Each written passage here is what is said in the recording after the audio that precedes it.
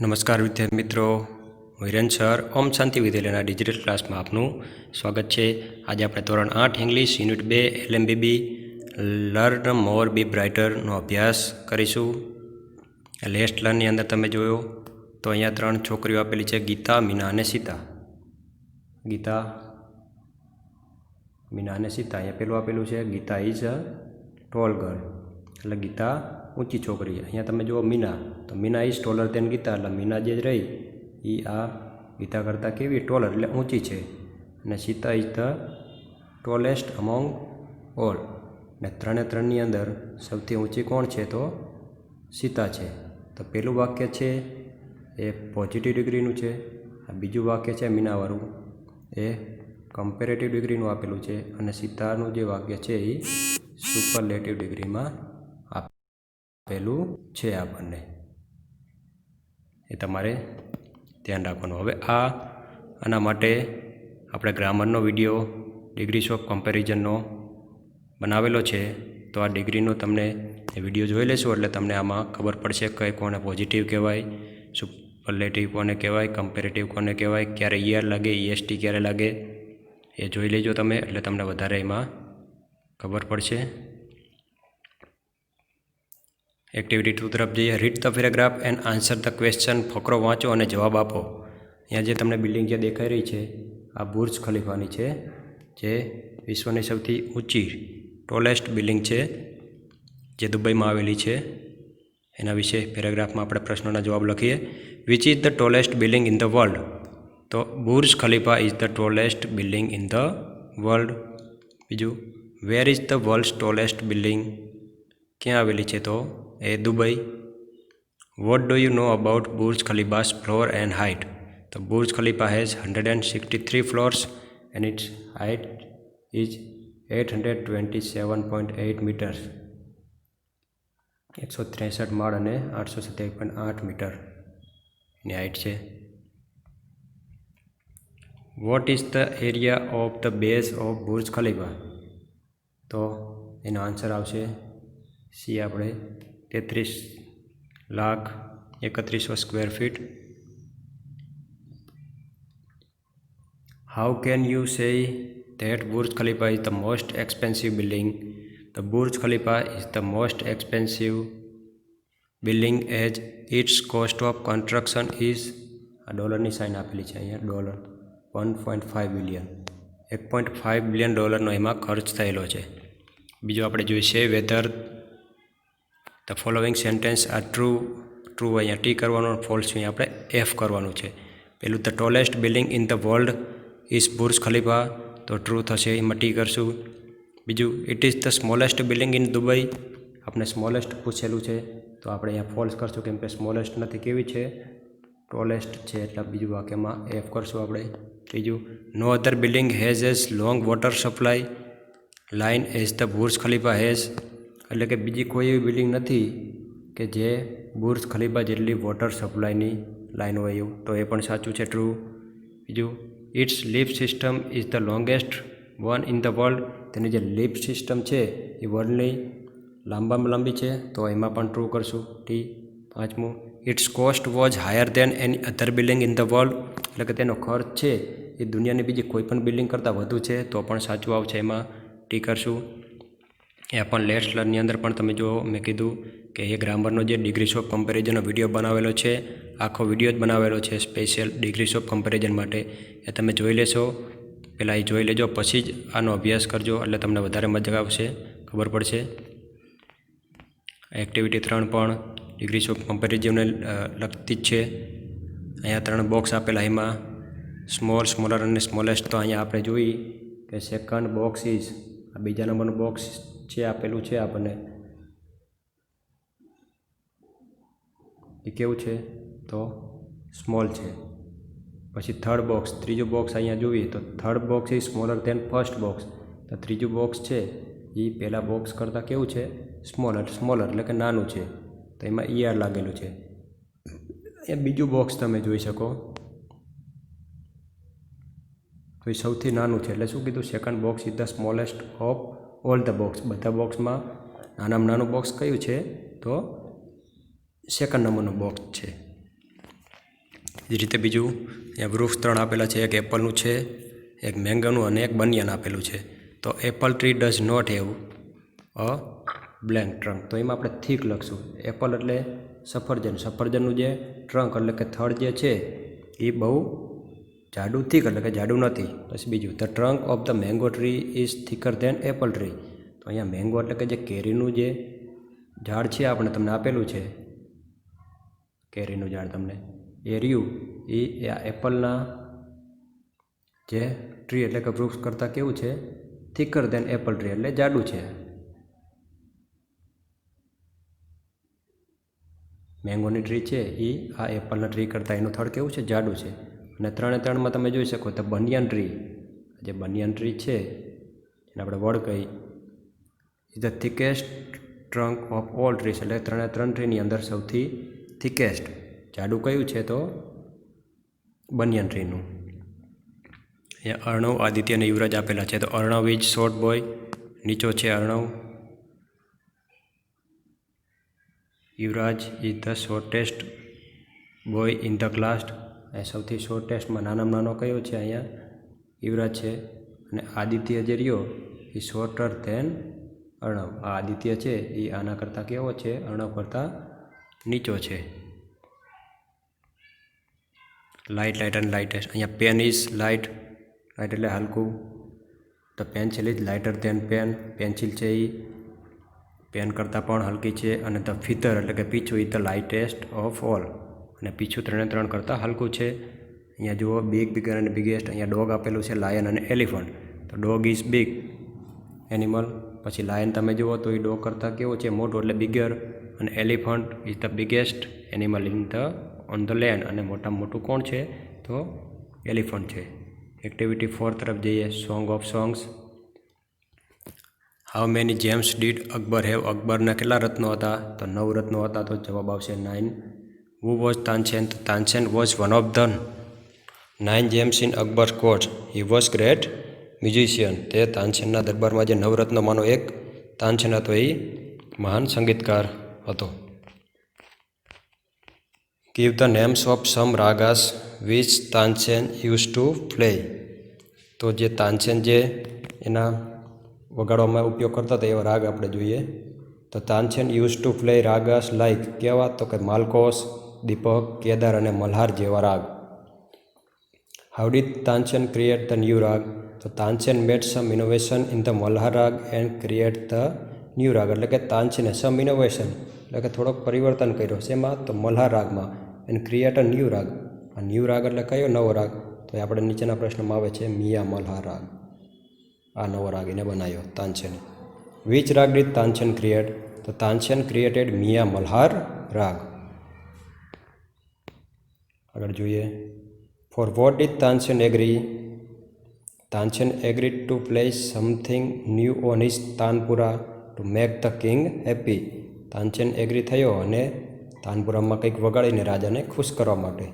Vote did the king call Tansen, જે રાજા હતા એટલે કે અકબર એ તાનસેને શું બોલાવતા હતા તો એ જવાબમાં આવશે ઉસ્તાદજી.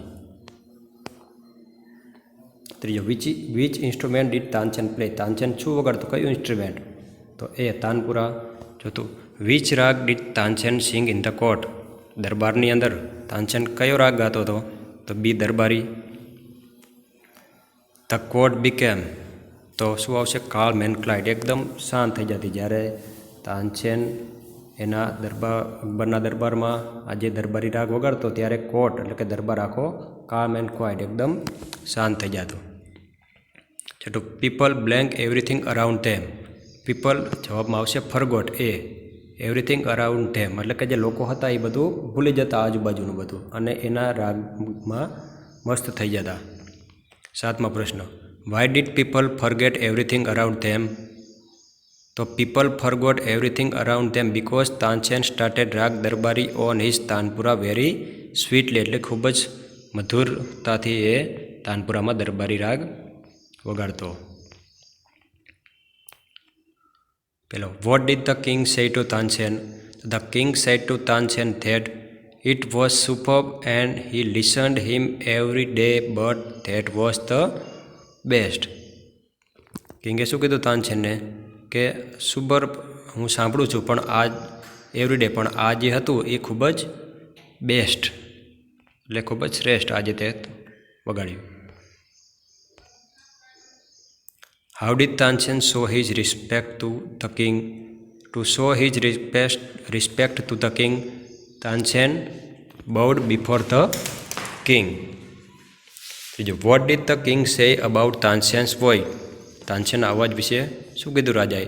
The king said that Tansen's voice is the most wonderful voice in the world.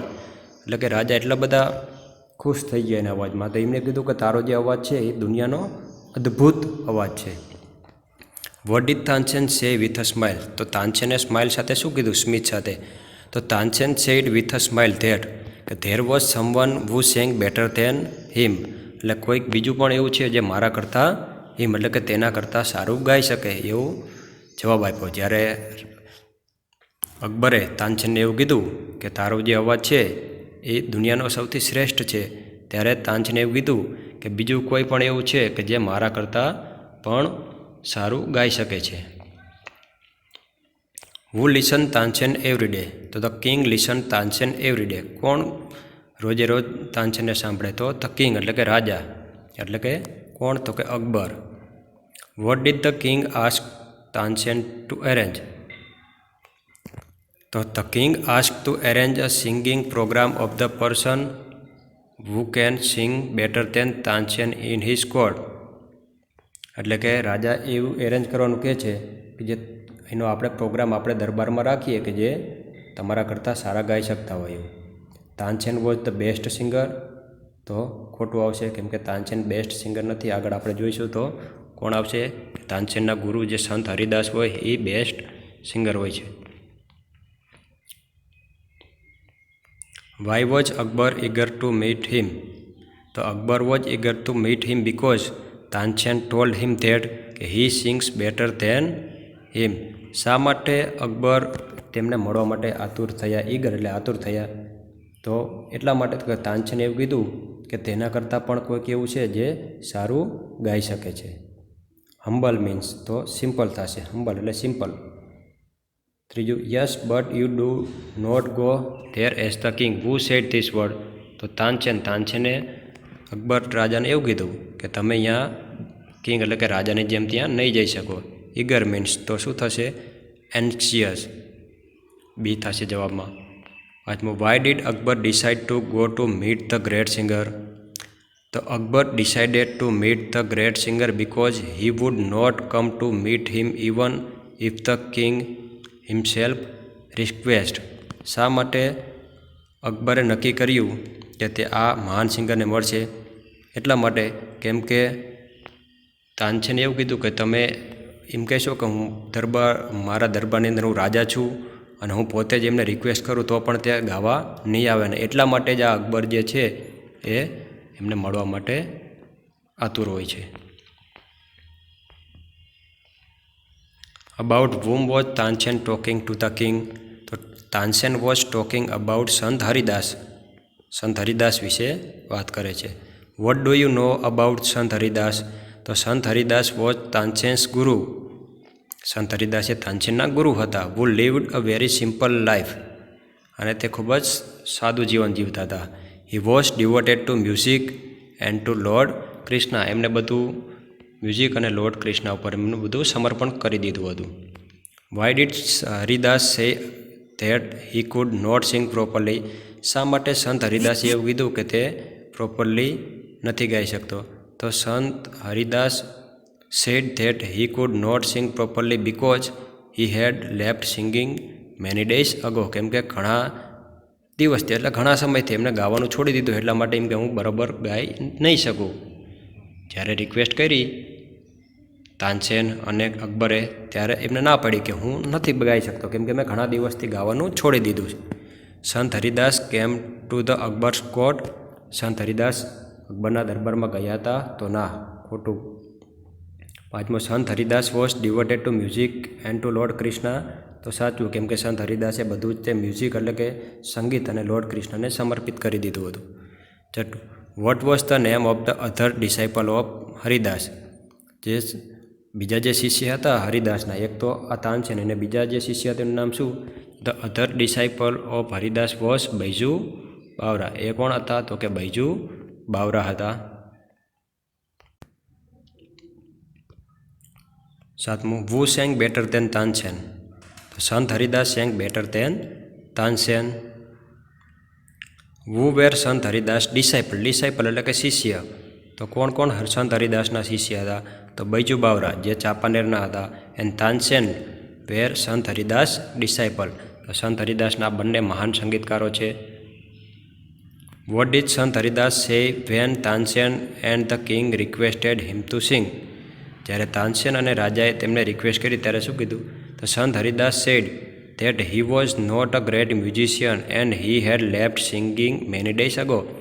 જ્યારે તાનસેન અને કિંગ એટલે કે રાજા અકબરે વિનંતી કરી તેમને ગાવાની, ત્યારે સંત હરિદાસે શું કીધું? કે તે મહાન સંગીતકાર નથી. He was not a great musician. તે મહાન સંગીતકાર નથી. એન્ડ હી હેડ લેફ્ટ એટલે છોડી દીધું, સિંગ એટલે ગાવાનું, મેની ડેઝ અગો, અને એમને ઘણા સમયથી ગાવાનું છોડી દીધું છે, એવું કીધું એમને જવાબમાં. વુ વોઝ સંત હરિદાસ ફેવરિટ ડિસાઇપલ. સંત હરિદાસનો ફેવરિટ શિષ્ય કોણ હતો? તો તાનસેન. ડિસાઇપલ મીન્સ શું થશે? તો B student. For what was Tansen trying to persuade Sant Haridas. Persuade એટલે મનાવવું. તો Tansen was trying to persuade Sant Haridas to sing in front of the king. એટલે તાનસેન રહ્યો એ મનાવવાની કોશિશ કરતું હતો કે કિંગ સામે સંત હરિદાસ ગાય, એવો પ્રયત્ન. વુ વોઝ એંગ્રી અને વાય. કોણ ગુસ્સે થયું અને શા માટે? તો સંત હરિદાસ બીકેમ એંગ્રી. સંત હરિદાસ ગુસ્સે થયા બીકોઝ કારણ કે Tansen made some mistake again and again while singing. કેમ કે તાનસેને જ્યારે સંત હરિદાસને ગાવાનું કીધું તાનસેન અને રાજાએ, ત્યારે સંત હરિદાસે ના પડી કે હું મહાન સંગીતકાર નથી અને મેં ઘણા દિવસથી ગાવાનું છોડી દીધું છે. પણ તાનસેનને તો સંત હરિદાસને ગવડાવતું, કેમ કે જે અકબર હતા એ સાંભળવા માગતા હતા, એટલે તાનસેને ગાવાની ટ્રાય કરી અને તાનસેને તેના હાથમાં તાનપુરો લઈ અને જાણી જોઈને મિસ્ટેક કરી, એટલા માટે આ સંત હરિદાસ ગુસ્સે થયા. After becoming angry what did Sant Haridas do. તો Sant Haridas took the tanpura from Tansen Sen. ગુસ્સે થયા તરત જ તે શું કર્યું? Took the tanpura from Tansen Sen. Hand એટલે હાથમાં, તાનસેનના હાથમાંથી તાનપુરો લઈ લીધો, ટૂક એટલે લીધો.